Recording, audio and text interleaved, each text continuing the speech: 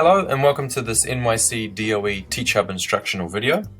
This video is about increasing student participation in online lessons. So, if you're a teacher and if you're looking ways to increase student participation in your live lessons, this video is for you.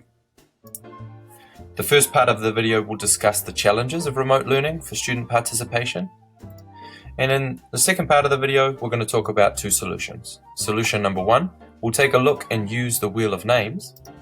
And solution number two is another option, the name selector. So let's get started. The challenges of remote learning for student participation. From the mechanics of teaching kindergarten students how to turn their microphone on and off, to finding a balance between holding their attention while at the same time giving them regular opportunities to talk, finding a way to manage kindergarten students to participate online is a major challenge.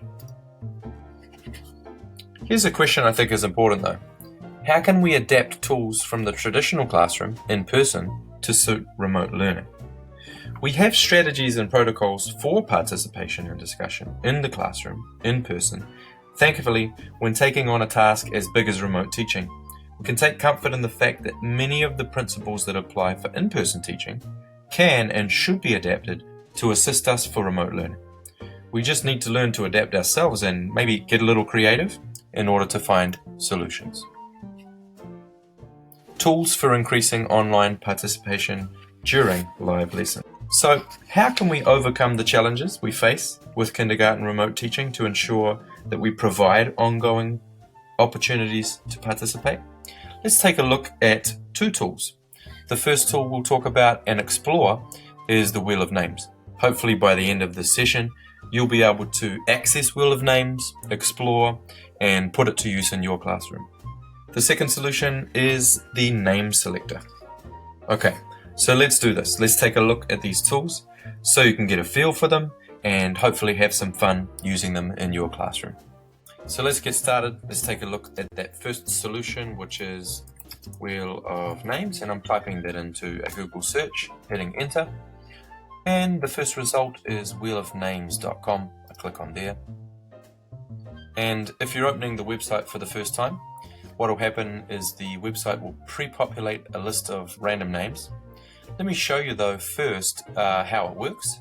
I click here to spin. And Charles is the first winner, right? So there's some confetti and there's some music. It's a lot of fun and students really enjoy that. I often present my screen to show them who's getting chosen. And there's options here. I can either close, so Charles will be potentially picked again the next time, or I can click remove. That way everyone's getting a fair and equal turn. I'll click remove. Now, next let me show you how you can customize this to suit your needs. First of all, I can just click here and add another name. Let's say John. So now John is down here at the bottom. I'll add another name, my own name, Paul. And you can make it fun. You could even add your own name as a teacher, the Bannister. Now the great thing about it is that it's really kindergarten and early childhood friendly. You can click on add image and you can add all the images of the students in your class. So at the beginning of the year, when they're not yet reading either their names or their friends' names, they can look and see each other's pictures. I'm going to add one of our favorite students. It's Monster. He's one of the puppets in our class. So you can add images. Really, really helpful. The second thing you can do, currently it's set to spin for a really long time and it's too long in my opinion. You can come up here to customize and you can change the spin time. So for kindergarten students, probably somewhere around 2 or 3 seconds is good. And you can also do this. You can change and select a wide variety of different music.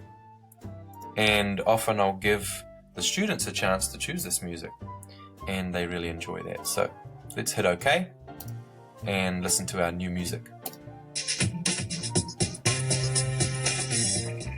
And Dia is the winner, remove. So the wheel of names, a really great tool. That's option number one. Now let's come over here and look at option number two. So here we are, we're going to take a look at solution number 2. Just like before, I'm going to type into a Google search, teacher starter name selector. First result that comes up is random name selector, so I click on that. And random name selector, play. So this is a previous list that I've created. I put numbers in there just for us to test it. But in order to customize and make changes, you click up at the top right here where it says get started here. And you can choose a list. I've got a number of lists here. We're going to be using test list for today. If you want to add a new word list, you can add a word list.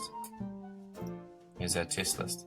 And not as much customization as the wheel of names, but in some ways it's better because it's simpler and cleaner.